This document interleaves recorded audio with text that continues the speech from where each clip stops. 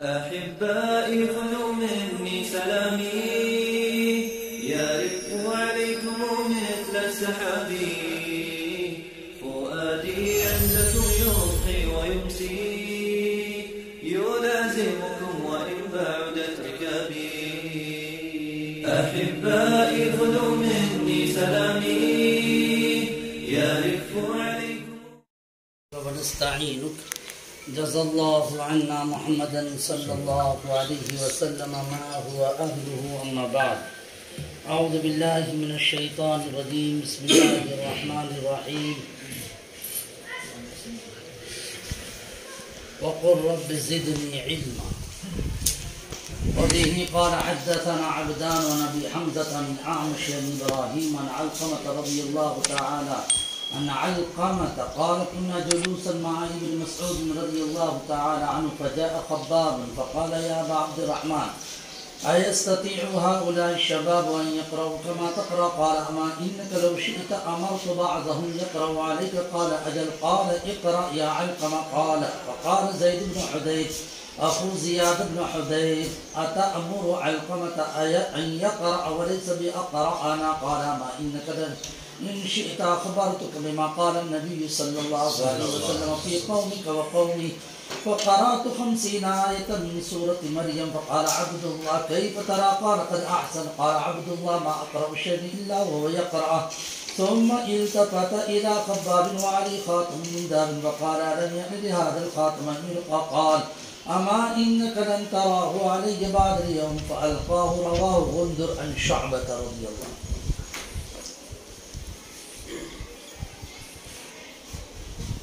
اللہ پاک نے مجھے اور آپ کو بہت بڑی نعمت علم کی عطا فرما دی ہے۔ اللہ کی ہر نعمت کے اوپر قدرداں بننا چاہیے۔ ظاہری نعمت پر قدردانی ہم لوگ مادیات کی اس دنیا میں تھوڑے سے مبتلا ہو کر اور زیادہ اہتمام کے ساتھ کر لیتے ہیں تو اس سے کئی گنا زیادہ اہتمام مجھے اور آپ کو قرآن و حدیث کی جو نصوص ہے اس پر یقین کی کیفیت اور آخرت کا صحیح معنی میں ایسا احساس کرتے ہوئے کہ وہ محسوس مبصر ہے، یہ احساس کرتے ہوئے اس نعمت پر اس سے کئی گنا زیادہ مجھے اور آپ کو شکر گزاری لانا چاہیے۔ اللہ ہم لوگوں کو نعمت علم کی قدردانی عطا فرمائے۔ علم کتنی بڑی دولت ہے اسے سمجھانے کی ضرورت نہیں ہے، لیکن قرآن مجید کی ایک آیت ہمیشہ سامنے رہنی چاہیے، شہید اللہ انہ لا الہ الا ہو والملائکہ واولو العلم۔ اللہ پاک نے اپنے ٹاپک کے لیے کسی کو گواہ نہیں بنایا، ملائکہ اور انسان میں سے اہل علم کو گواہ بنایا۔ ہر بڑا آدمی اپنے کام کے لیے چھوٹے موٹے انسان کو استعمال نہیں کرتا، بڑی ہستی کو استعمال۔ کلیکٹر اور معاملتدار جو وہ چھوٹے موٹے دواخانے میں نہیں جاتا، بہت بڑے اسپتال کے اندر جاتا ہے۔ وہ تو بیمار ہو تب، اور اگر اپنا کوئی پرسنلی کچھ اعزازی مسئلہ ہو تب تو پھر پوچھنا ہی کیا، بڑے سے بڑا سی ایم پی ایم اس سے بھی آگے کوئی ہو تو اس کا جو ہے حوالہ پکڑتا۔ اور اللہ سے بڑھ کے تو کوئی دنیا میں ہے ہی نہیں۔ وہ پاک پروردگار اپنے متعلق یوں کہہ رہے ہیں، شہید اللہ انہ لا الہ الا ہو، اللہ گواہی دیتے ہیں اس بات پر کہ اس کے میرے سوا کوئی معبود نہیں۔ لا الہ الا ہو وظیفۃ مخصوصۃ باللہ تبارک و تعالی، یہ اللہ کی ذات کے ساتھ خاص وظیفہ ہے۔ قرآن مجید کی اس تفسیر میں مفسرین نے یہی لکھا، وَلَهُ الْمَثَلُ الْأَعْلَى فِي السَّمَاوَاتِ وَالْأَرْضِ، آسمان و زمین میں اسی کی شان۔ مفسر محلی نے لکھا المثل الْأَعْلَى تو کہا لا الہ الا اللہ، لا الہ الا اللہ، اللہ کے سوا کوئی معبود نہیں۔ توحید یہ اللہ کی ذات سے مخصوص ہے، یہ وظیفہ۔ اس لیے قرآن مجید میں جگہ بجگہ اس مضمون کو زیادہ پھیلایا گیا، لیکن اسی کو ایک بہت بڑا طبقہ مانتا نہیں ہے، تو انہیں سمجھانے کے لیے بتلایا میرے اس وظیفے اور میرے اس شان کہ میں واقعتاً اپنی شان کے ساتھ موصوف ہوں، اس شان پر گواہ میں خود اپنی شان پہ گواہ ہوں، ملائکہ کا طبقہ اس پر گواہ ہے۔ اور پھر نمبر 3 کے اوپر ہماری جماعت علماء کا نام لیا، بھی فرمایا وَأُولُو الْعِلْمِ قَائِمًا بِالْقِسْطِ، علم والے جو عدل و انصاف کے حامل ہیں وہ اس پر گواہ ہیں. یہی ہمارے اعزاز کرام کے لیے کافی ہے. امام راضی رحمۃ اللہ علیہ نے اپنی کسی رسالے کے اندر اہل علم کے شان اور ان کے مقام و مرتبے کو بیان کرنے کے لیے جہاں اور استدلالات پیش کیے تو وہاں پر ایک مستدل یہ پیش کیا ہے وَأُولُو الْعِلْمِ قَائِمٌ بِالْقِسْطِ. اپنے آپ کو کبھی احساس کمتری میں نہیں رکھنا چاہیے. یہ دنیا کئی سالوں کی وہ 80 90 100 سال کی دنیا اس کے بعد تو ٹھاٹ ہی ٹھاٹ ہے. لیکن شرط یہ ہے کہ دل کا کانٹا میرا تمہارا اس زندگی میں گزارا ہوا صحیح اگر گزرا ہو تو ٹھاٹ ہی ٹھاٹ ہے. اور اگر صحیح نہ ہو تو حضرت مفتی شفیع صاحب رحمۃ اللہ علیہ کے جملے کے مطابق یہی سب سے زیادہ اعزاز کا ذریعہ ہے اگر نیت صحیح رہی. اور یہی سب سے زیادہ اضلال اور اہانت کا سبب ہے اگر نیت ہماری گڑبڑی رہی. پڑھاتے ہوئے پڑھتے ہوئے نیت صحیح بے انتہا موجب اعزاز، اور اگر نیت سے گڑبڑ ہو گئی بے انتہا باعث اضلال و توہین. اللہ رب العزت مجھے اور آپ کو دیے ہوئے ان علم کی قدردانی عطا فرمائے، احساس کمتری سے نکل کر احساس برتری میں لانے کی اپنے آپ کو اللہ توفیق عطا فرمائے. آمین. اسی لیے حدیث میں جو لفظ ہے من لم یتغن بالقرآن، من لم یتغن بالقرآن فلیس منا، اس نے جہاں بہت سارے اور مطالب بیان کیے ہیں وہیں ایک مطلب یہ ہے من لم یستغن بالقرآن، جو قرآن کی دولت، جس کے پاس قرآن کی دولت ہے تو پھر جو اپنے آپ کو یہ سمجھتا میں فقیر، میں غریب، میں کمزور، میں پست تر، میں جو ہے نہایت ہی زیادہ پست خوردہ قوم کا جو ہے بالکل جو ہے مستضعف انسان، تو فرمایا ایسے کو کہہ دو کہ آپ ہماری جماعت سے نہیں ہیں. کتنی بڑی بات ہے. لہذا مجھے اور آپ کو اس نعمت کی قدردانی ہونی چاہیے اور اس کا معاوضہ ہمیں کسی سے نہیں مانگنا ہے. اس کا معاوضہ وَمَا أَسْأَلُكُمْ عَلَيْهِ مِنْ أَجْرٍ إِنْ أَجْرِيَ إِلَّا عَلَى اللَّهِ. بہرحال اللہ نے ہم لوگوں کو بہت اچھا موقع عطا فرمایا اور اس کے ذریعے سے جس قدر چاہیں نیکیاں ہم لوگ کما سکتے ہیں. بلکہ دنیا میں جو حدیث پاک میں آتا ہے دنیا مزرعۃ للآخرہ، سب سے بہترین اگر ایگریکلچر اگر کوئی ہے آخرت کا تو ہم علماء ہیں کہ ہمارے پاس ابواب خیر ہے. ان ابواب خیر کو ہم سمجھ کر خیر کے ان گلیوں میں گھس کر میں اور آپ مختلف طرح کی نیکیوں کو حاصل کر سکتے ہیں. یہ باتیں دوسروں کو سجھائی نہیں دیتی اس لیے کہ بیچاروں کی محدود معلومات ہے. عقائد وہ بھی جو ہے کچھ معلوم نہیں، اعمال بھی کچھ معلوم ہے کچھ معلوم نہیں. اس کے برعکس ہم چاہے بخاری شریف نہ پڑھاتے ہو لیکن فضائل اعمال تو ہمارے مطالعے سے گزرتی ہے.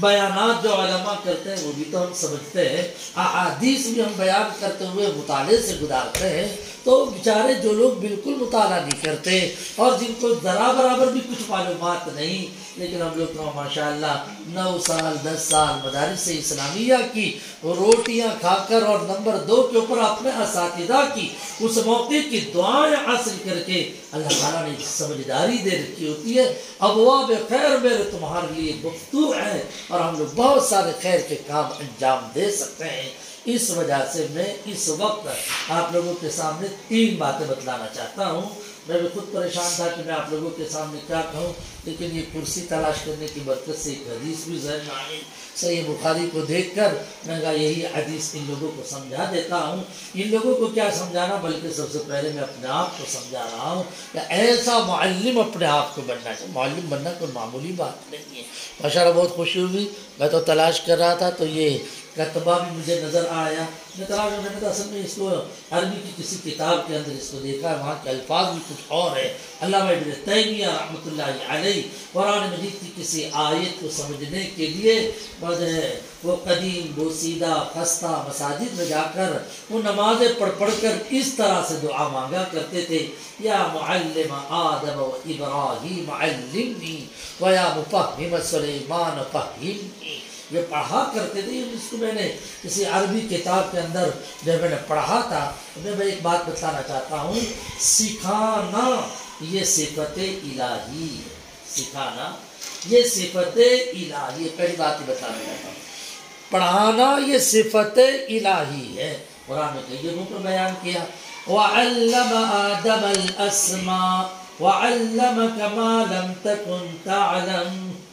وعلم آدم الاسماء وعلمك ما لم تكن تعلم، الرحمن علم القرآن، الرحمن علم القرآن۔ تو یہ پہلی بات یہ سمجھنا چاہیے کہ یہ صفت الہی ہے، سکھلانا صفت الہی ہے۔ اور جب صفت الہی ہے، اللہ رب العزت نے کس طرح سے سمجھایا، بس یہ سمجھ، اللہ نے کس طرح سے سمجھایا۔ میں سمجھتا ہوں قرآن و حدیث پہ غور کرنے سے دو باتیں سمجھ میں آتی ہے، ایک ہے شفقت، نمبر دو کے اوپر نفسیات کا لحاظ،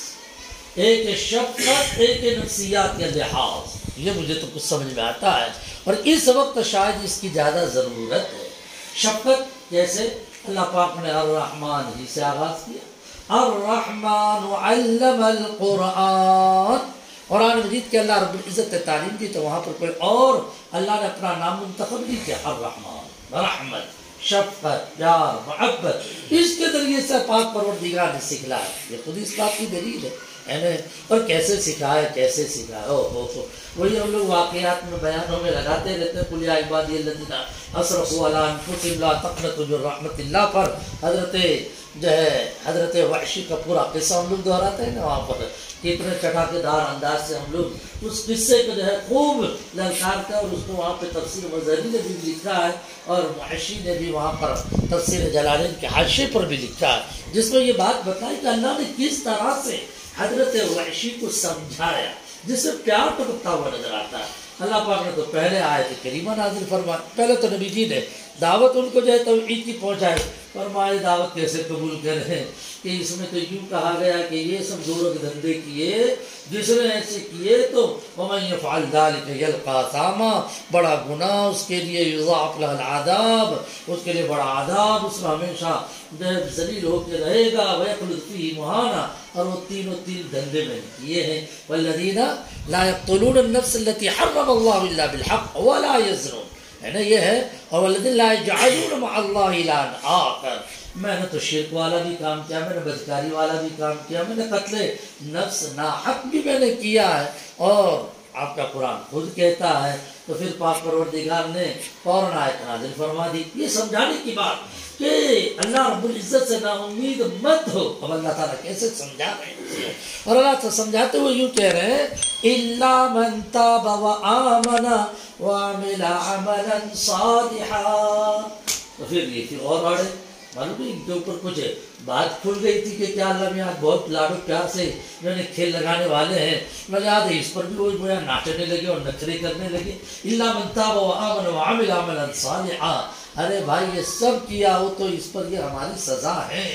لیکن اس کے لیے سزا نہیں ہے، وہ اس سے مستثنیٰ ہے، وہ معاف شدہ ہے۔ کون؟ مَن تَابَ وَآمَنَ وَعَمِلَ عَمَلًا صَالِحًا، جو توبہ کر لے، ایمان لا، اچھا کام کرے۔ دیکھو جی نخرے شروع کر دیے، کیا کہنے لگے؟ وَعَمِلَ عَمَلًا صَالِحًا، فرمایا جی اللہ پاک نے کچھ معافی کا اشارہ تو کیا، لیکن اس کو تو شرط لگا دی عَمِلَ صَالِحًا، یہ عمل صالح مجھ سے بھی ہوگا، اچھا عمل کرنا، کہ یہ وَيَخْلُدْ فِيهِ مُهَانًا بھی، يُضَاعَفْ لَهُ الْعَذَابُ بھی، یہ اس سے مستثنیٰ وہ ہوگا جو ایمان مع توبہ و مع عمل صالح، تو یہ عمل صالح مجھ سے بھی ہوگا۔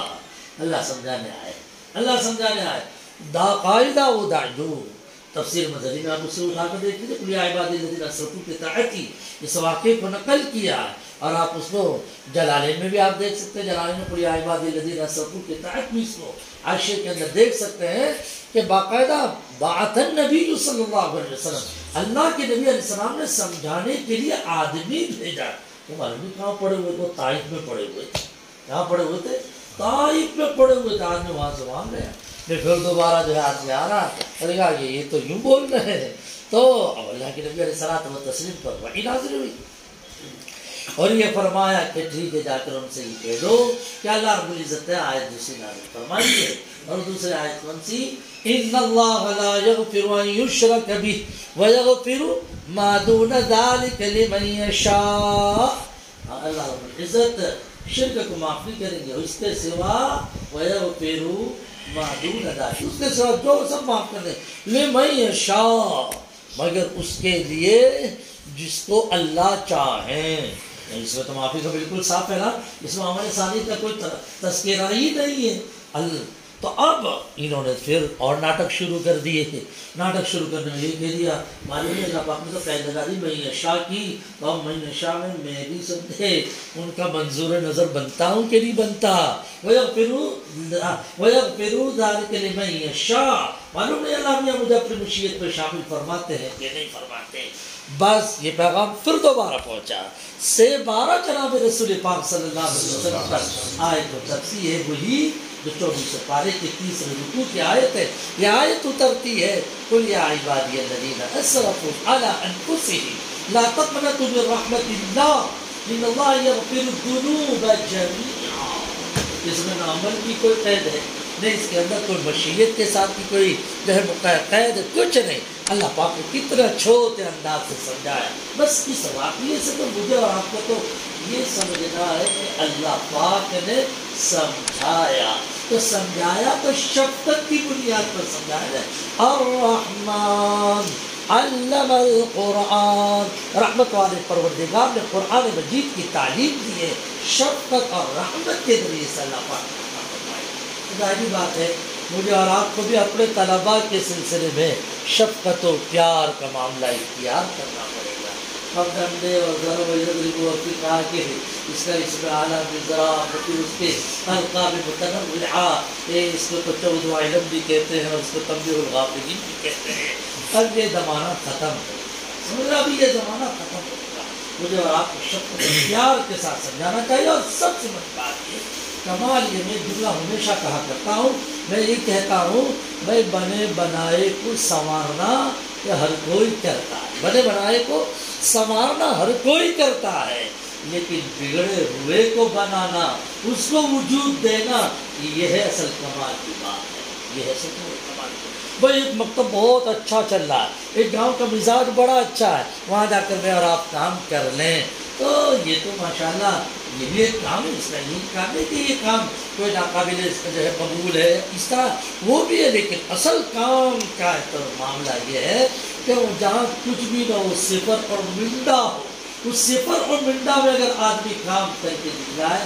یہ ہے اصل سب سے بڑی بات۔ ہاں آدمی کو ہر موقع سے کام کرنا چاہیے، قرآن مجید کی آیات کو ہمیشہ یاد رکھنا چاہیے۔ جب بھی ہمارے استاد، ہمارے مربی جن کے ماتحتی میں ہم لوگ کام کرتے ہیں، وہ ایک دن یوں کہہ دے یا آپ کو سنا دے گا جانا نام جو سنا یار وہاں تو بڑے بڑے اسلحے ہیں، وہاں تو سب بالکل جو ہے یہ کہہ دیا یا مسائل قوم جباری، وہاں تو ایسے سمجھے کہ منتظمین اور ایسے قوم جباری، بعض مطلب ہوتا ہے پچھلی تاریخ اور وہاں کے واقعات کو سن کر اس طرح کا محسوس ہوتا ہے وہاں کہاں بھیج رہے ہیں۔ ارے بھائی بڑوں کے مشورے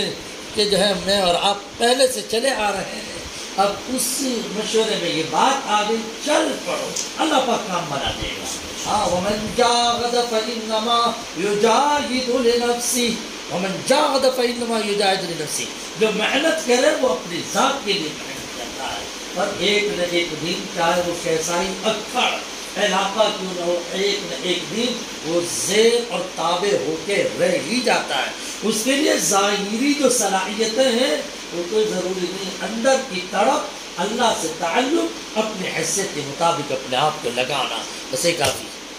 حضرت مولانا الیاس صاحب کی کوئی بہت شعرا بیاں شورش کشمیری جیسی کوئی بالکل دیستار جو ہے تسلسل کے ساتھ چلنے والی کوئی زبان تھی کیا ان کے پاس؟ شاہ عطا اللہ بخاری صاحب رحمۃ اللہ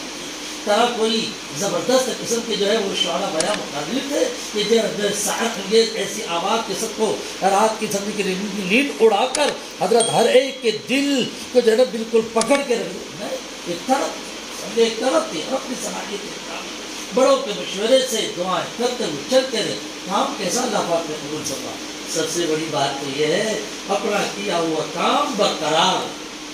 اس چیز کو صدقہ جاریہ کہتے ہیں، اپنا کیا ہوا کام برقرار رہے جو صدقہ جاریہ بنے، یہ سب سے بڑی بات ہے۔ میں تو ایک بات بتانا یہ چاہ رہا تھا، اللہ پاک نے شفقت سے کے ساتھ کام لیا، اس لیے اب ہم جو اس طرح کے ماحول میں کام کرتے ہیں، واقعہ یہ کہ میری اپنی طبیعت یہ ہے کہ میں دارالعلوم میں بھی کام ہوتا ہے، ایسا تھوڑی ہے کہ دارالعلوم میں کام نہیں ہوتا، وہاں پر بھی جو ہے کام ہوتا ہے تو استاد کی جگہ کھٹیا سیدھی ہو جائے وہ اجماع کو جو ذکر اگر اس کو جو ہے ضمیر کے مرجع سمجھ میں نہ آئے تو رات کو سمجھے کہ اس کی نیند بھی حرام ہو جاتی ہے. یہاں پر مرجع نظر نہیں آتا نہیں, یہاں پر کھلا ہے, یہاں ترجمہ بات سے مطابقت نہیں ہو رہی ہے, یہ کیا ہے, اس کی بھی نیند خراب ہو جاتی ہے. لیکن حقیقت یہ ہے کہ یہ چھوٹے بالکل جو ہے مینڈک کی طرح اچھلنے والے جو بچے ہوتے ہیں, پتنگیوں کی طرح اور پروانوں کی طرح ادھر ادھر پھڑکنے والے یہ چھوٹے چھوٹے معصوم بچے ہوتے ہیں, ان کو سنبھال کے رکھنا, ایک تو جسمانی طور پر سنبھال کے رکھنا, یہ تو یہ ہے. نمبر 2 کے اوپر ذہن و دماغ کو میرے تمہارے علمی چشموں کے قطرات قبول کرنے کے خاطر دماغ کو بالکل ایک جگہ پر پکڑ کر رکھنا, یہ معمولی کام نہیں ہے, نہیں معمولی کام نہیں. چھوٹے بچہ میں اور آپ اس کو با تا تا جی جو ہے اس کو اس کے ادائیگی کے طریقے بتلانے کے لیے جب ہم محنت کرتے ہیں تو اس وقت ان کا دماغ حاضر ہو اور وہ میری تمہاری بات کو قبول کرے, اور جس کو کہتے ہیں ارتکاز فکری. تو یہ کوئی معمولی بات نہیں, چھوٹے بچوں کا ارتکاز فکری. میں کہتا ہوں کہ حضرت مفکر اسلام حضرت مولانا علی میاں ندوی نے اور اللہ مرکز نے تو کسی موقع سے کہا تھا, تو میں نے کہا کہ شاید دارالعلوم کے مقابلے میں زیادہ جو ہے مکتب ہی کے طلباء سامنے حضرت کے ہوں گے. اور حضرت یہ فرمایا تعلیم تو پتا مارنے کا نام ہے, یہ حضرت کا ملفوظ ہے, تعلیم پتا مارنے کا نام ہے. تو وہ پتا مارنا یہی ہے کہ مکتب کے جو طلباء ہیں نا, اس مکتب کے طلباء کو اولا جسمانی طور پر سنبھالنا کہ وہ آوے غیر حاضر نہ ہو, آوے کبھی طریقے کے ساتھ بیٹھے طریقے سے سیکھیں, اور پھر بعد میں چل کر ان کا دماغ بھی اپنی جگہ پر حاضر ہو. تو یہ بہت بڑی بہت بڑی صلاحیت کو چاہتا ہے. اور 50 مرتبہ جب میرے تمہارے سامنے بچے کھڑے ہوں گے, استاد یہ یوں کرتا ہے, استاد یہ یوں کرتا ہے, یہ استاد یوں کرتا ہے. اور اب تو بچے ایسا سیکھتے ہیں جیسے کلپوں میں ہم نے جو سنا کہ اگر بچے کو سبق یاد نہ ہو, ارے بیٹا تم نے یاد نہیں کیا, پھر تو اتنی مرتبہ سنا, ارے تو پھر سامنے سے استاد پہ وار کرتا ہے, فرمایا آپ کیوں دیر سے آئے, آپ کیوں اس طرح کی کلپیں چل رہی ہیں. آپ لوگوں نے دیکھا ہوگا ورک شاپ وغیرہ پر اس طرح کی کلپیں جس کو ہم لوگ بعض مرتبہ مزاحیہ انداز سے جب پڑھ لیتے ہیں, لیکن اس کے پیچھے ایک فکر مند انسان بچوں کی ذہنیت پڑھتا ہے. تو دیکھو ذہنیت کہاں تک تبدیل ہو تبدیل. وہ سامنے چل کر بچہ, ایک چھوٹا سا بچہ, وہ ہم سے سوال و جواب کرتا اور ہمارے کیریکٹر کے اوپر انگلی اٹھاتا ہوا نظر آتا ہے. ایسے موقع پر ہم لوگوں کو دلگیر شفقت بتانا چاہتا ہوں, ایسے موقع پر دلگیر نہ ہونا چاہیے. ایسے موقع پر شارع قرآن میرے اور آپ کے آقا تاجدار مدینہ سرکار دو عالم صلی اللہ علیہ وسلم کی ان احادیث پر بھی نظر رکھنی چاہیے, جس میں یہ ہے کہ اللہ کے نبی علیہ السلام نے سورہ فاتحہ سکھلاتے ہوئے, جیسا کہ حضرت ابو سعید بن معلّہ وہ یوں بتلاتے کتاب التفسیر کی روایت میں, آقا نے میرا ہاتھ پکڑا نماز کے بعد اور یہ کہہ دیا جماعت خانے سے باہر نکلنے سے پہلے میں تجھے سورہ فاتحہ, میں تجھے لَأُعَلِّمَنَّكَ سُورَةً أَعْظَمَ السُّوَرِ فِي الْقُرْآنِ, میں قرآن مجید کی سب سے بڑی سورت میں تجھے سکھاؤں گا. وہاں پر یہ ہے آقا نے میرا ہاتھ پکڑا. آقا نے وہ مصافحہ بالیدین اس کو ثابت کرنے کے لیے ہم روایت بیان کرتے رہتے ہیں. عبداللہ بن مسعود کیا کہتے ہیں, آقا نے مجھے تحیہ سکھلائی, اپنے دونوں ہاتھوں کے درمیان میرا ہاتھ اپنے دونوں ہاتھوں کے درمیان لیا, نبی نے ہاتھ تھاما. حضرت عمر فاروق خود صحیح بخاری کی کتاب الایمان میں ایک حدیث ہے جس سے یہ پتہ چلتا ہے کہ اللہ کے نبی علیہ الصلوۃ والتسلیم نے اللہ کے نبی علیہ السلام نے حضرت عمر کا ہاتھ تھاما. تمام صحابہ کے بیچ کسی اور کا نہیں, حضرت عمر ہی کا ہاتھ تھاما, جس کی وجہ سے حضرت عمر نہیں اور آسمان کو اڑنے لگی کہ آقا نے میرا ہاتھ تھاما. تب جا کر انہوں نے کہا اللہ کے رسول لا انت احب الیہ یا رسول اللہ من اہلی و مالی و ولدی والناس اجمعین الا من نفسی, الا من نفسی, آپ مجھے سب سے زیادہ چاہیے لیکن میری ذات اس کے بارے میں مسکوت ہو کا میں خاموش, میں کچھ نہیں کہہ سکتا. اس پر فرمایا عمر جب تک کہ میں آپ کے نزدیک اپنے نفس سے بھی زیادہ محبوب نہ ہو جاؤں وہاں تک جو ہے ایمان میں تمہارے اندر ایمان نہیں. تو اس پر جب عاشق کی جانب سے مطالبہ ہوا, معشوق نے اپنا نفس بھی پیش کر دیا اور یہ فرمایا لَأَنْتَ حَبَّ إِلَيَّ يَا رسول اللہ من نفسی, تو اس پر آقا نے فرمایا الآن یا عمر، اب عمر تمہارے اندر اس طرح کی بات آئی۔ وہاں پر بھی روایت میں اس طرح کی بات ملتی ہے کہ اللہ کے صاحب نے ان کا ہاتھ تھاما۔ میں بتانا چاہتا ہوں کہ قرآن مجید میں یہ بتلایا کہ تعلیم یہ صفت الہی، اور اللہ رب العزت نے جو سکھایا اس میں یہ دو باتیں، اور باتوں کا لحاظ ہوتا ہے، لیکن مجھے ابھی سر دست جو سمجھ میں آیا وہ یہی دو بات۔ نمبر ایک شفقت۔ میرے بھائیوں، امت کے ساتھ شفقت کا معاملہ کرنا چاہیے۔ کتنی امت دور چلی جاتی ہے، کتنی امت، ہم لوگ جاتے ہیں بیانات کر ڈالتے ہیں، بسلاس جو ہے نظر و نیاز بھی سب ہو جاتا ہے، اپنے دعوت کام بھی اڑا لیتے ہیں، کچھ لفافے بھی مل جاتے ہیں، سب کچھ، لیکن امت کے حال پہ تو ذرا دیکھو، امت کے حال پہ تو نظر ڈالو، بتلاؤ ذمہ دار ہمیں کوئی اور ہے۔ العلماء ورثۃ الانبیاء، نائب ہونا کوئی اتنا ہی ہے کہ فقط بول کے چلے آئے، بول کے چلے آنے کے بعد میری تمہاری ذمہ داری ہے کہ ہم نے جو بیج ڈالا، بیج اگا کہ نہیں ہوگا، بیج نہ ہوگا تو جیسے کسان بیج نہ اگے تو کھاد ڈالے، پانی ڈالے، بار بار نگرانی کرے، ادھر ادھر کے مشورے رہے، تڑپ کر اللہ رب العزت کے سامنے ہاتھ پھیلاتا ہے۔ یہ تمہاری ذمہ داری ہے کہ میں اور آپ اپنے طلباء کو ڈالیں یا اپنے عوام کو ڈالیں، بیان کے ذریعے سے احسن القواعد یا نورانی قاعدہ جو بھی چلتا ہو اس کو پڑھانے کی شکل میں جو بھی بیج ڈالے، تو پھر میری فکر، میری آپ کی فکر ہونی چاہیے، اگر وہ اگ نہیں رہا ہے تو اگانے کی تڑپ میرے اور آپ کے اندر ہونا چاہیے۔ نبی کے وارث ہیں تو جیسے عزت میں وارث ہے، اعزاز میں وارث ہے، تو وہ صفات پیدا کرنے کے لیے ہم اور آپ مکلف ہیں۔ ان صفات میں سے ایک صفت ہے لقد جاءکم رسول میں حریص بھی ہے، حریص کہتے ہیں لالچی، اور لالچی کا مطلب نبی جی اپنی امت کو زیادہ سے زیادہ خیر میری امت کو پہنچے، امت کے افراد کو پہنچے، اس کے لیے میرے آقا تڑپ رکھے گئے۔ میرا اور آپ کا بچہ، بھلے وہ جھوپڑ پٹی کا بچہ ہو، بنگلے والے کا بچہ ہو، دیہاتی کا بچہ ہو، کلوٹے کا بچہ ہو، لیکن اس کی پیشانی جو میں اور آپ نہیں پڑھ سکتے، تو پیشانی کی تقدیر لکھنے والے نے فیصلہ کر لیا ہے کہ یہ وقت کا آئندہ چل کر کیا بننے والا ہے۔ یہ وستانی صاحب کو دیکھیں جی، یہ وستانی صاحب کس گاؤں میں پیدا ہوئے،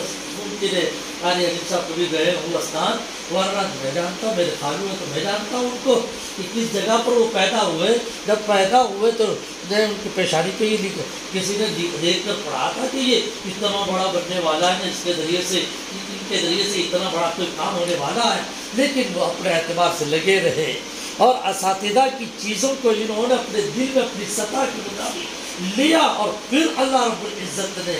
جو کچھ دیا وہ میرے تمہارے سامنے ہے۔ بلکہ مجھ سے زیادہ مشاہدہ آپ لوگوں کا ہے کہ اس علاقے میں حضرت والا کا ایک زبردست روایت سے تو پورے ہندوستان اور اس سے بھی باہر ملکوں میں حضرت کا کام پھیلا ہوا ہے، لیکن زیادہ مرکز اصلی تو یہی اسٹیٹ ہے، اس میں سب دیکھ رہے ہیں۔ حضرت خود فرماتے ہیں میں تو بہت غریب ہوں، مجھ سے چکے ہم جو خالو بھانجے کی نسبت تو کبھی بیٹھ جاتے ہیں تو حضرت کا اپنا ایک مزاج ہے تو پھر ہم بھی لگاتے رہتے ہیں کچھ نہ کچھ، تو دو تین جملے ان کے مجھے بہت یاد ہیں۔ کہا ارے کسان کا بچہ تھا نا،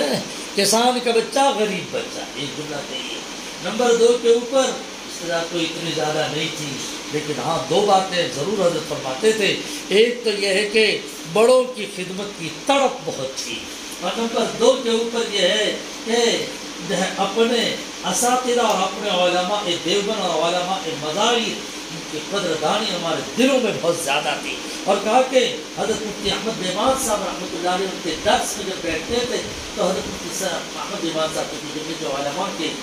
باوقار ذمہ دار تھے ہمارے گجرات کے، تو چونکہ جمعیت علماء اور وہ حضرت شیخ الاسلام مولانا حسین احمد مدنی کے خادم خاص بھی تھے، تو کہا علماء دیوبند کے درس بخاری میں تذکرے کرتے تھے، تو کہا اس کی وجہ سے علماء دین کی محبت، علماء دیوبند کی محبت، علماء مذاہب کی محبت ہمارے دلوں کے اندر پلتی رہی۔ کہا کہ یہ سب کچھ حضرت مفتی صاحب کی آبیاری کا نتیجہ ہے، خود حضرت کی زبان ہے، اور حضرت کی زبان یہ سنا کہ بڑوں کی خدمت میں جانے کے لیے سورت کے ریلوے اسٹیشن پر، جبکہ میں طالب علم تھا، رمضان مبارک سے پہلے مسلح میں ساتھ میں لے کر جو ہے اپنے گاؤں سے نکلتا تھا دہلی جانے کے لیے، تو سورت کے ریلوے اسٹیشن پر میں اپنا مسلح بچھا دیتا اور اس وقت جو ہے آہوزاری کے ساتھ دعا مانگتا، اے اللہ میں تو جا رہا ہوں، آپ کو تو معلوم ہے میرے اندر تو کچھ صلاحیت نہیں ہے، اے اللہ مجھے تیرے یہ چند نیک بندے ہیں، ایک تو ان کی زیارت نوع سلیقے کی ان کی خدمت مجھے دلوا دینا۔ کئی منت و سماجت کے بعد، کیونکہ چائے کے مقابلے میں کیٹلیاں گرم نے، تو ایسے بڑے اللہ والے وہاں تو بہت سارے خدام پہنچے ہوئے، تو ان خدام میں سے کوئی خدمت لینا، ایک کی خدمت، تو کہا کہ اس کے لیے بڑے پاپڑ بیلنے پڑتے تھے، تو کہا کہ کہیں جا کر مجھے حضرت شیخ الحدیث مولانا زکریا رحمۃ اللہ علیہ کے سر کو تیل لگانے کی مالش، سر کو تیل لگانے اور اس کی مالش کرنے کی خدمت مجھے اللہ پاک سے عطا فرمائے۔ اور کہا کہ میں ان اکابر کے لیے کیا لے جاؤں؟ فرمایا کہ میں تو غریب کسان کا بچہ تھا، تو کیا چینی 1 کلو 2 کلو کر کے 1-2 کلو کا 2-4 پوڑیاں بنا کے لے جایا کرتا تھا اور ان اکابر کی خدمت میں پیش کرتا تھا۔ میں ایک بات بتلانا چاہ رہا تھا کہ کسی کی پیشانی پہ لکھا ہوا نہیں ہے کہ کون سا بچہ آئندہ چل کر، لکھا ہوا نہ ہونے کا مطلب ہم پڑھ نہیں سکتے، ورنہ اللہ نے تو تقدیر میں سب کو طے کر دیا ہے، اللہ نے تو سب کو تقدیر میں طے، لہذا کبھی بھی اپنے طلباء میں فرق مراتب از خود قائم نہ کریں، یہ بھی پڑھے گا یہ پڑھے گا نہیں، یہ یوں میں نے نہیں،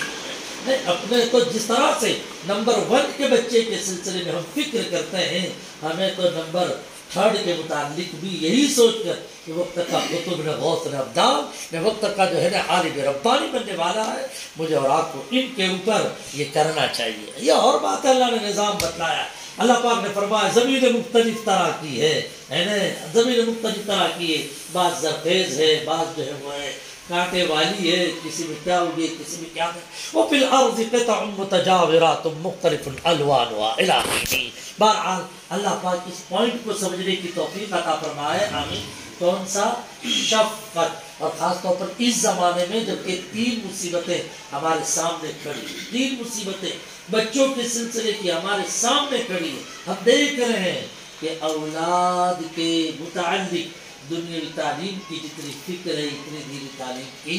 فکر نہیں ہے، یہ دیکھ رہے ہیں۔ یہ تو اللہ پاک حضرت استانی کا بھلا کرے، ماشاءاللہ اپنے اداروں کے اندر دونوں سلسلے جاری کیے، ورنہ لوگوں میں چونکہ مکتب میں مجھے بتایا گیا کہ بھائی اطراف جوانی کے مکتب کے لیے اساتذہ پہنچے ہوئے ہیں، ان کو بھی سامنے رکھتے ہوئے میں بات کر رہا ہوں۔ ایک تو یہ مصیبت، نمبر 2 کے اوپر دوسری مصیبت وہ یہ ہے کہ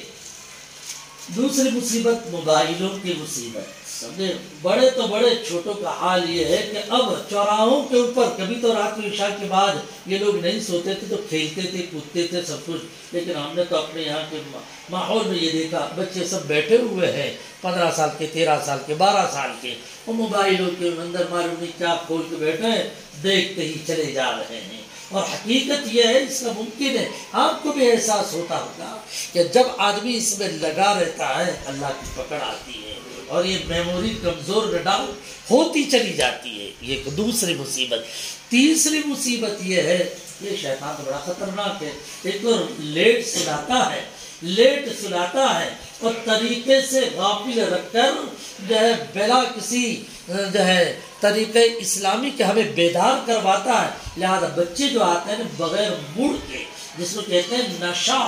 نشاط کے بغیر آ کر ہماری کلاس کے اندر حاضر ہوتے ہیں۔ یہ تو ماشاءاللہ تعلقوں کا ماحول ہوتا ہے کہ فجر کے وقت اٹھ جاوے نے یہ نے وہ سب کچھ، ورنہ دیہاتوں کا تو معاملہ یہ ہے بچہ آ رہا تو یوں بھی ہو رہا، یوں بھی ہو رہا، یہ بھی کر رہا وہ بھی کر رہا، یہ اس طرح کی بات، اس لیے کہ راتوں کو ان لوگوں کا سونا ہی کافی دیر سے ہوتا ہے، صبح کو اٹھے تو غیر اسلامی طریقے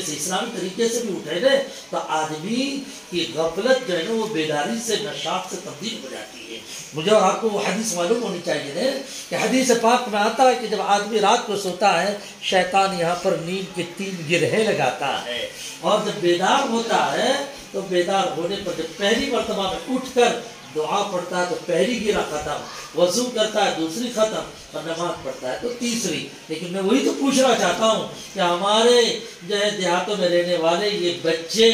تو کیا اس طرح سے بیداری کی ہوتی ہے؟ ہے اس طرح نہیں. تو اس کا مطلب یہ کہ اچھا کتنے ایسے ہوں گے کہ جن کے ماں باپ یا تو اپنے خستہ حالی کی وجہ سے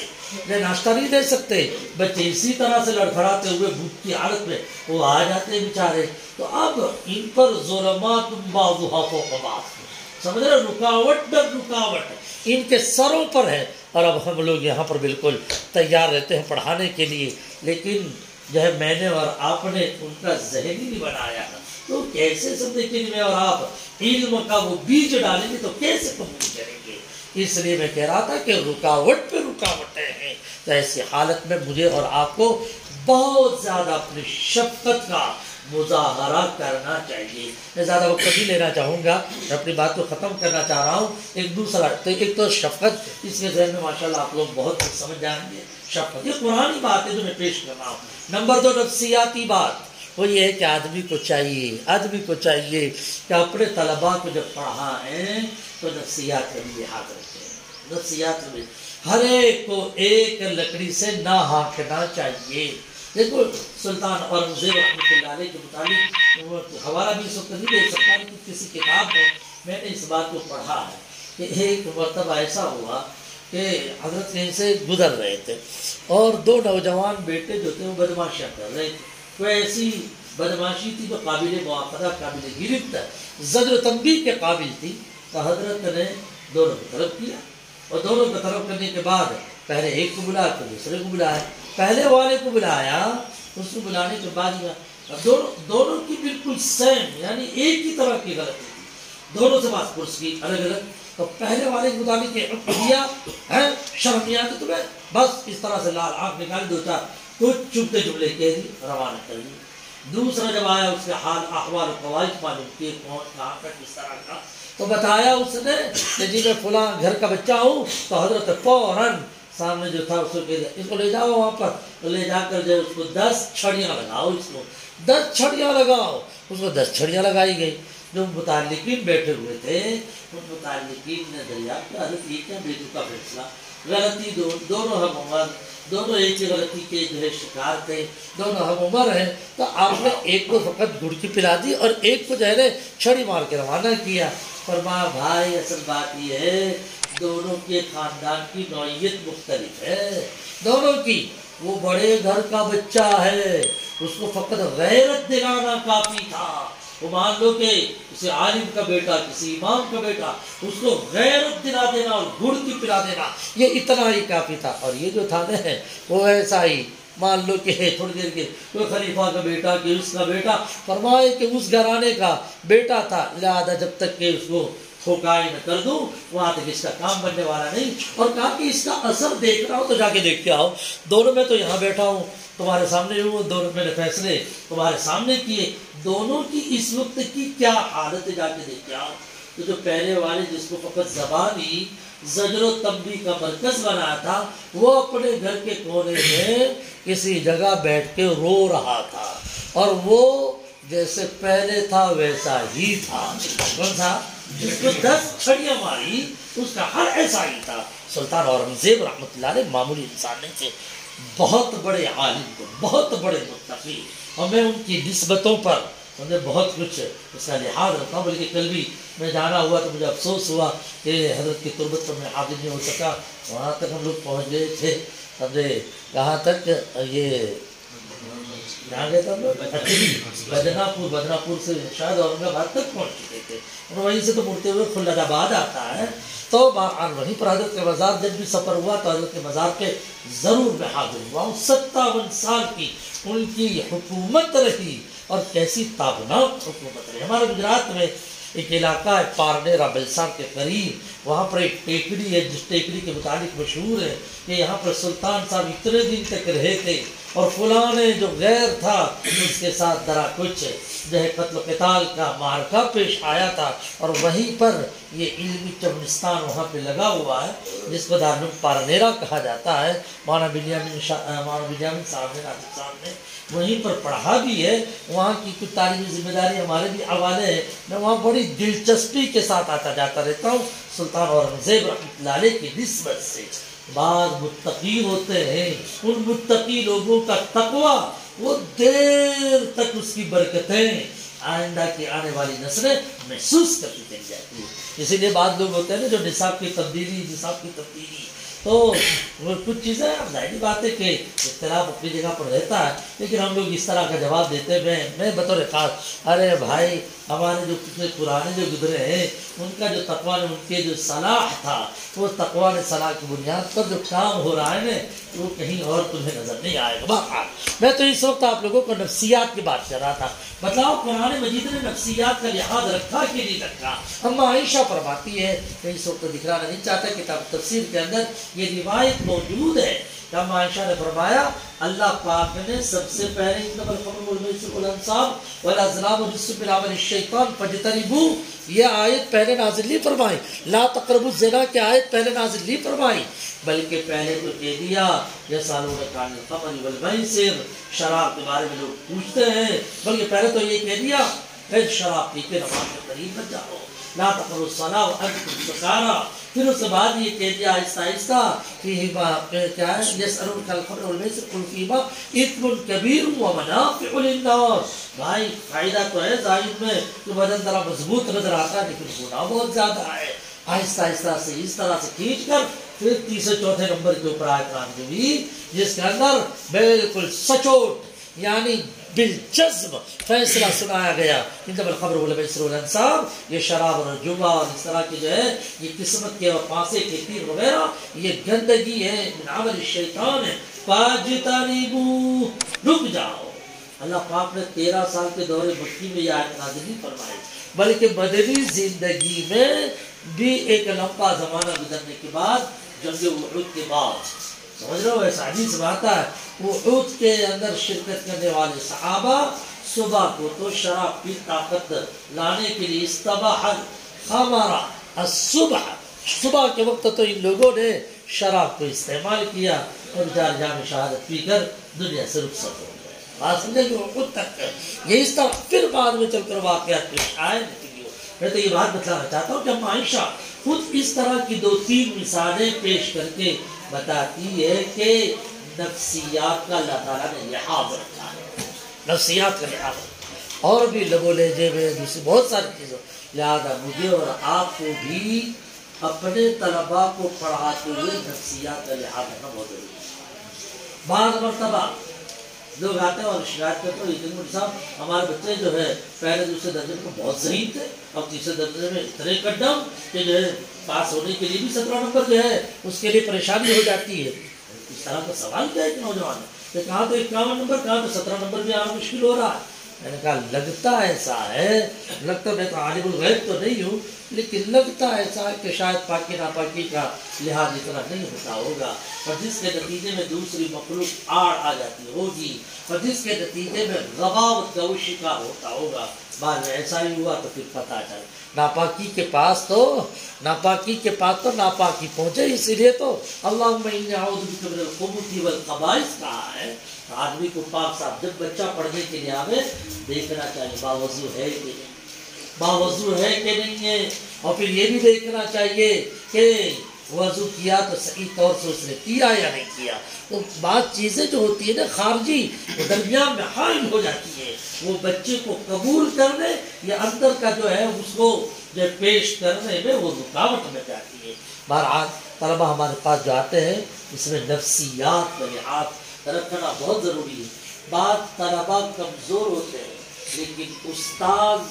اگر کوئی تعلیم کے درجے میں ہو رہے استاد کے دماغ میں یہ کہ مجھے بچے کو بنانا ہے اور اللہ سے دعا اور اپنی صلاحیت کو استعمال کرنا ہے تو پھر وہ بچہ ذرے سے واقعہ آفتاب بن جاتا ہے۔ میرے کچھ ساتھی ایسے ہیں، کل رات میں ایک ساتھی سے بات کر رہا تھا، بچہ ایسا کہ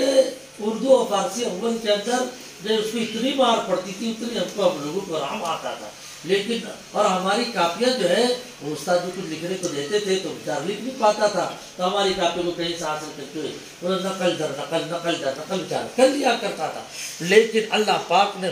جہد مسلسل، اساتذہ کی فکر، استاد کی خدمت کر کے اس نے جو دعائیں لی، ہم نے دیکھا کہ صبح میں پھر وہ ہمارے کاپیوں کا یا پھر ہمارے تکرار کا یا پھر کسی اور قسم کا محتاج بھی ہوا، اللہ پاک نے اس کو چڑھا دیا، اور آج دارالعلوموں میں بیٹھ کر ماشاءاللہ وہ ترجمہ قرآن اور دوسری بہت ساری چیزیں وہ پڑھا رہے ہیں، اللہ پاک کھول دیتے ہیں، سمجھ رہے ہو نا؟ تو ہمارا اپنا تجربہ، اولاد کے سلسلے میں بھی تجربہ ہے، اپنے ذاتی اولاد کے سلسلے میں بھی، کہ جس وقت 10 12 13 سال کی عمر تھی تو اس وقت وہ بچہ کھلتا کھلتا دکھائی نہیں دیا، لیکن ہم نے دعائیں کی، محنتیں کی، یہ سب کچھ ہوتا رہا، اللہ پاک نے پھر بڑھتی ہوئی عمر میں 2-4 سال گزرے، پھر وہی بچہ جو ذہین بچے تو اس کے لیول پر ہوتا ہوا نظر آیا، سمجھے؟ یہ خود ہم نے اس چیز کو محسوس کیا۔ ارے یار ڈاکٹروں کے پاس ہم لوگ جاتے ہیں، ڈاکٹر کے پاس جاتے ہیں، کبھی یہ بہت پانی نکلتا ہے، یہ اس کی ناک میں یوں ہے، فلانا یوں ہے، تو ڈاکٹر کہتا ابھی یہ بچہ ہے، یہ چھوٹا بچہ ہے، یہ تو بیماری ہے، جیسے جیسے بڑا ہوگا یہ بیماری خود بخود ختم ہو جائے گی۔ ایسی کتنی بیماریوں کے بارے میں اس طرح کی بات ہے، تو ایسے ہی یہ سمجھنا چاہیے بچے کی غباوت کے سلسلے میں، حافظے کے سلسلے میں، کہ ہماری اپنی فکریں ان کو متوجہ کرنا، ان کے والدین کو متوجہ کرنا، اپنی دعاؤں کے نتیجے میں پھر اللہ پاک اس کا دماغ کھول دیتے ہیں۔ اللہ پاک اس بات کو سمجھنے کی توفیق عطا فرمائے، آمین۔ اور اصل بات یہ ہے کہ آدمی کے جب اللہ تعالیٰ نے یہ دولت علم دیا، جس کے بارے میں نبی جی نے فرمایا خیرکم من تعلم القرآن وعلمہ، میں نے جو حدیث پڑھی ہے یہ اسی لیے پڑھی ہے کہ میں آپ لوگوں کو یوں سمجھاؤں، بس مختصر سا خلاصہ، کوئی لمبا چوڑا میں آپ کے سامنے خلاصہ نہیں پیش کروں گا۔ اس میں ایک واقعہ، اس واقعے کو بیان کر کے میں آپ لوگوں کو بتاؤں، ایسا فرد سازی کا ذہن میرا تمہارا ہونا چاہیے۔ کوئی صحابہ ہے نا، صحابہ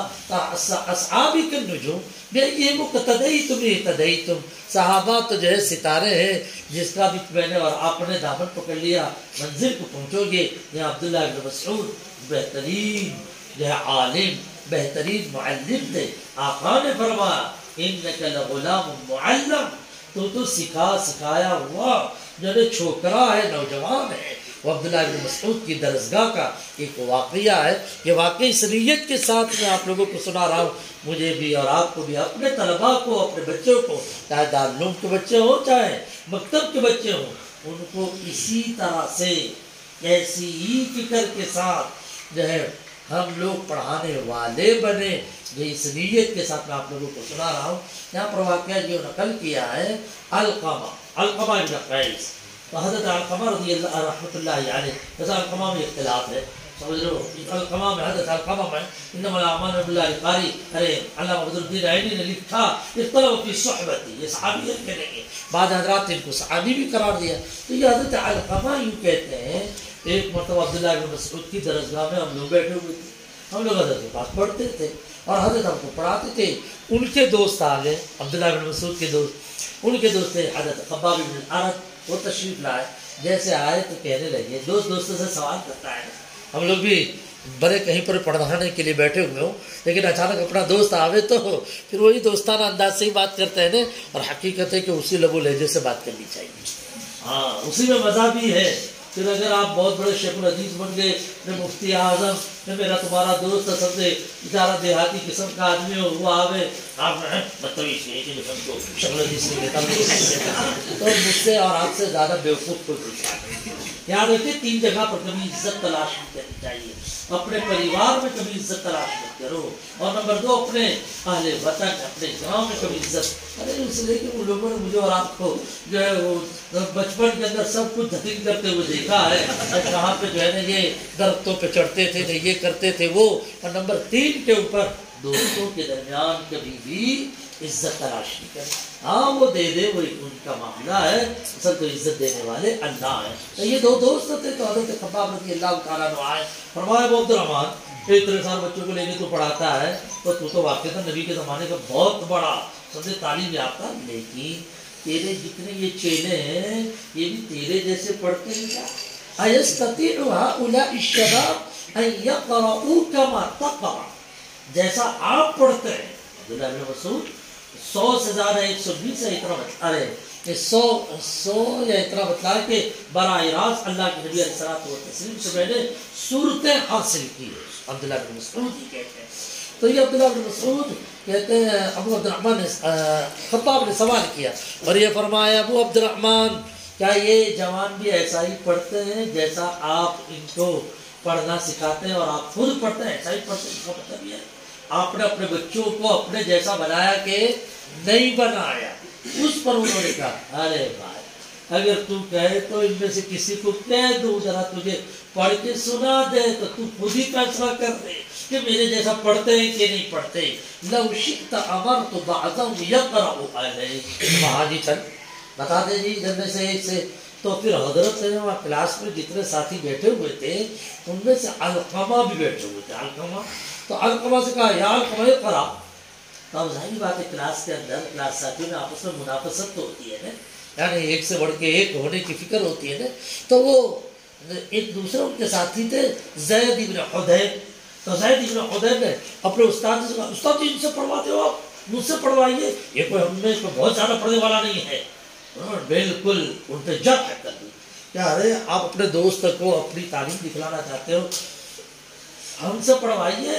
تاکہ آپ کے ساتھی بھی خوش ہو جائے۔ یہ علقمہ کو آپ پیش کر رہے ہیں امتحان میں اپنے دوست کے سامنے، تو یہ کہ اتامروا علقمہ ان یقرأ وليس بقرآن۔ تو پھر حضرت تھوڑے سے غصے ہو چکے، ابھی تو کون آ گئے درگاہ میں اس طرح سے ٹپکنے والا، سمجھے؟ تو حضرت نے تو ایک اور بات سنا دی کہ علقمہ جس قبیلے کے ہیں اور تیرا جو قبیلہ ہے دونوں کے درمیان زمین آسمان کا فرق ہے، تو قبیلے بنی اسد کا ہے اور علقمہ جو ہے وہ جوہینہ وغیرہ کے ہیں، اور جوہینہ وغیرہ کو نبی جی نے افضل بتلایا، تیرے خاندان کو مفضول بتلایا ہے۔ یہ حضرت نے فرمایا اما انک ان شئت اخبرتک بما قال النبی صلی اللہ علیہ وسلم فی قومک وقوم۔ پھر اس نے بات کی دے ابے چل اسے بولنے دے تو پڑھ چل تو علقمہ سے کہتے آپ پڑھ کے سناؤ۔ تو حضرت علقمہ کہتے ہیں فقرأت 50 آیتا من سورۃ مریم، سورہ مریم کی 50 آیت میں نے پڑھ کے سنائی۔ اب جب 50 آیت سورہ مریم کی 50 آیت پڑھ ڈالی اور جب 50 آیات پڑھ کے سنا دی شاگرد نے، تو اب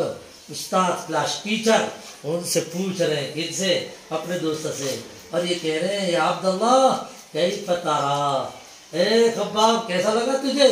قد احسن، واہ واہ بھائی تیرا بچہ تو بہت ہی اچھا۔ فرمایا قال عبداللہ، فرمایا یہ تو فقط سورہ مریم پڑھ کے سنائی، ما اقرأ شیئا الا وهو یقرأ، فرمایا میں جو جیسا پڑھتا ہوں ایسا ہی یہ پڑھتا ہے۔ وہ اپنے شاگرد کی تعریف کی۔ البتہ پھر جو ہے حضرت عبداللہ بن مسعود نے یہ بات تو ہو گئی، لیکن پھر ان کے ٹاپک پہ پہنچے۔ اس وقت حضرت خباب کچھ انگوٹھی سونے کی پہنے ہوئے تھے، سونے کی انگوٹھی پہننا تو حرام ہے، لہذا ان کو غالباً حدیث نہ پہنچی ہوگی، اس وجہ سے جو ہے انہوں نے اس طرح سے جو کیا۔ یہاں پر بھی حاشیے میں لکھا لعل النهي عن التخطب به لم يبلغ الیہ قبل الداعی، سمجھ رہے ہیں ان کو حدیث نہیں پہنچی ہوگی، اس لیے تنبیہ فرمائی، اس لیے انہوں نے پہلے کی فرمایا الم یعن لهذا الخاتم ان یلقى، کیا ابھی وقت نہیں آیا کہ یہ سونے کی انگوٹھی کو تو پھینک دے؟ فرمایا اما انک لن تراه علی بعد اليوم، وہ بھی سچے تھے، حق جب کوئی حق بات ہو تو فوراً قبول کرنی چاہیے، سمجھے؟ آدمی سامنے چل کر جو تعویلات کرتا ہے نا یہ غلط ہے۔ جب بھی اپنا بڑا اپنے کو کوئی بات بتلائے نا اور یہ اپنا فالٹ بتلائے تو اس وقت قبول کر لے، آہستہ سے بتلاؤ، ورنہ اسی وقت آپ جواب دیں حضرت ایسا نہیں، یہ فلاں یہ فلاں، اس کا مطلب یہ کہ یہ جو کرنا نہیں ہے اور سامنے چل کر یہ تعویلات پیش کر رہا ہے، اور فوراً آدمی کو قبول، پھر جو کچھ آپ کے آداب وہ بعد میں آہستہ چل کر پیش کرنا چاہیے۔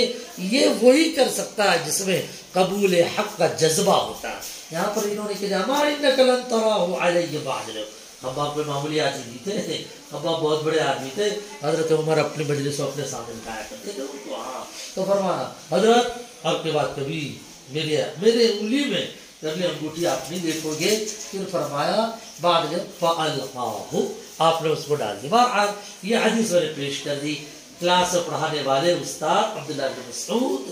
کی فکر کیسی تھی کہ میرا بچہ میرے جیسا ہو، بلکہ میں تو کہوں کہ ایک قدم اور اوپر مجھ سے بھی افضل ہو۔ یہ اسے کہتے ہیں ذوق فرد سازی، اسے کہتے ہیں ذوق